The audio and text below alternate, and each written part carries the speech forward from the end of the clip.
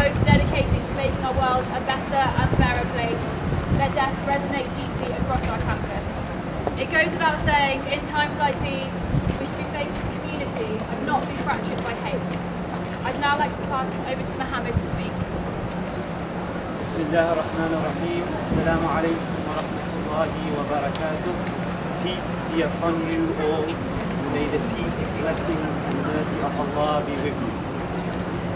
First of all, I'd like to thank every single one of you that has come today, and I'd also like to thank the various individuals from the union and the chaplaincy that have taken the time out to organise this vigil. As simple as it is, the effects that initiatives such as this can have, it cannot be underestimated.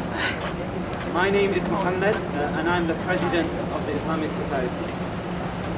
I'd like to begin by conveying our heartfelt tributes to the innocent victims of the vile attack that took place last Friday, and also extending our tributes to their friends and their families.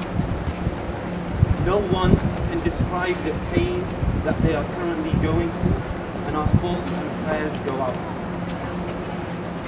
Whenever an incident like this happens, there's an overwhelming feeling of sadness that impacts all our communities. Sadness that we have lost truly valuable individuals in our society. Sadness that there exists such ill-motivated individuals in our society.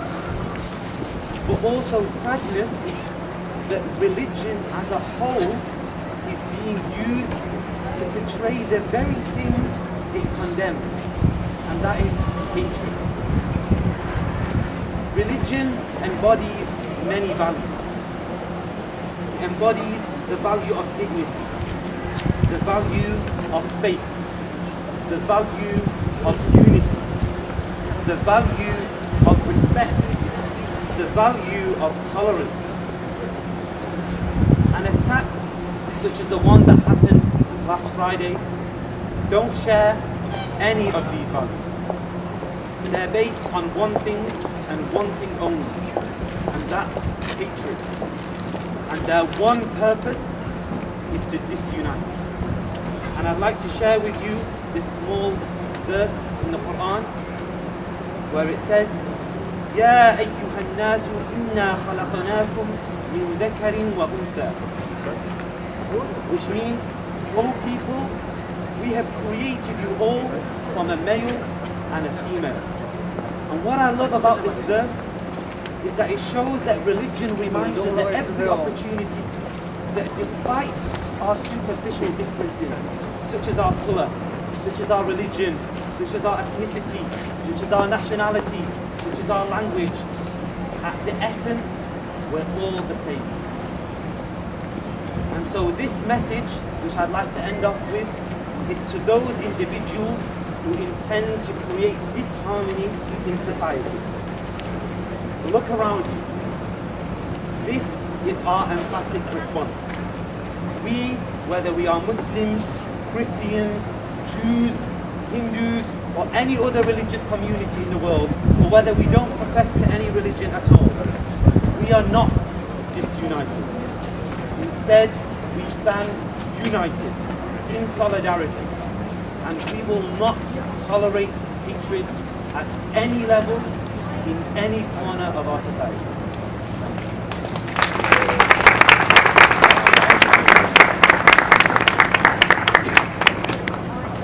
Thank you. In a few moments, I will bring you into a short period of silence. But first, I'm going to share something from my own faith community. There is a Quaker saying, and the Quaker saying, I don't know who said it initially, but it's a cherished one by Quakers. Force may subdue, but love gains. Force may subdue, but love gains. And I've been thinking about that a lot, thinking about the London Bridge attack, because Imran Khan was subdued by force.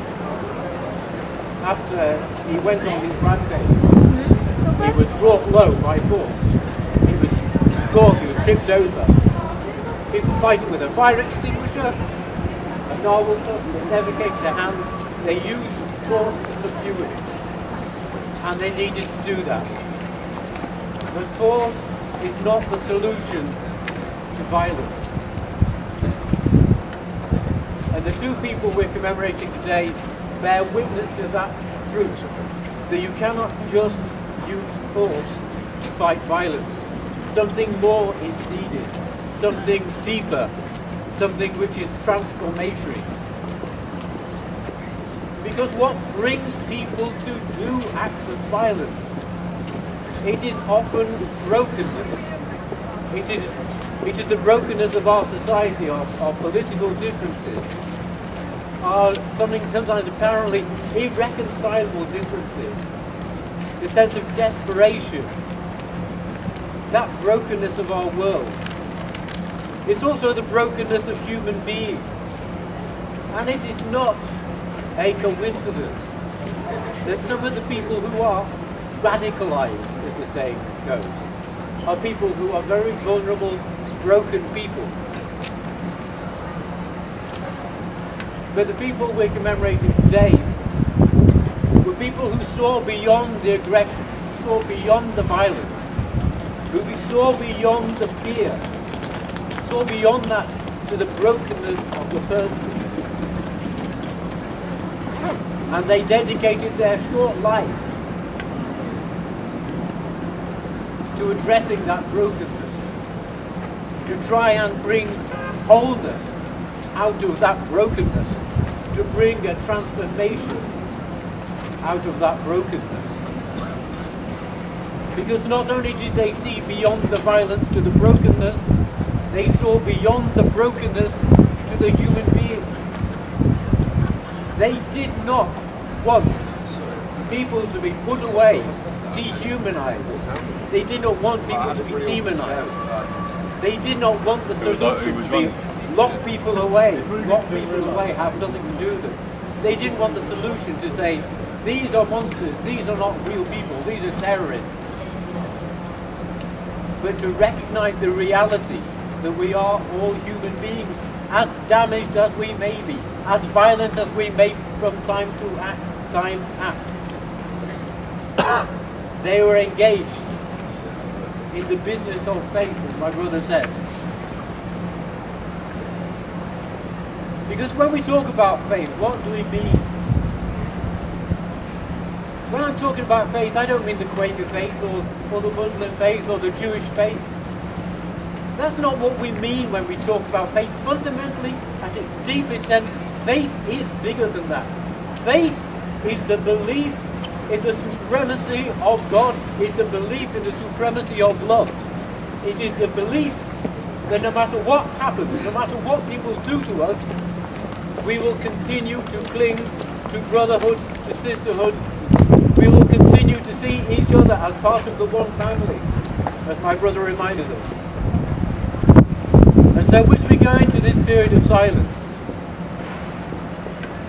not only let us be grateful for the lives of those two people who lived out their faith even to the point of dying for it. Take a moment to think compassionately of the person who brought on their death, that he may be healed of his brokenness. And let us commit ourselves to living out that bold mission of never returning hatred for hatred, never returning violence for violence, but always seeking a way to relate to each other primarily as brothers and sisters, to go from violence to wholeness. So let's have a moment's silence now, please.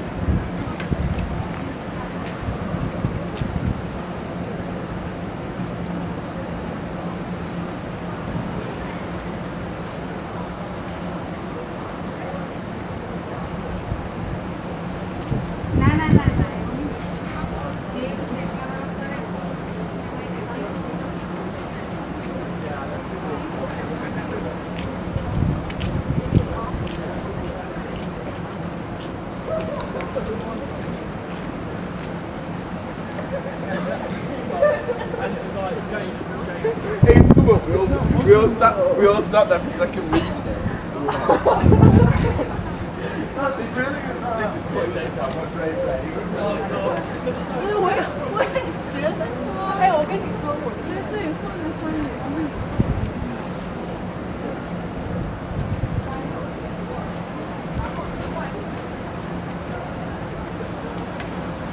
Dave Merritt, Jack's father, said this week, Jack believed in the inherent goodness of humanity and felt a deep social responsibility to protect that.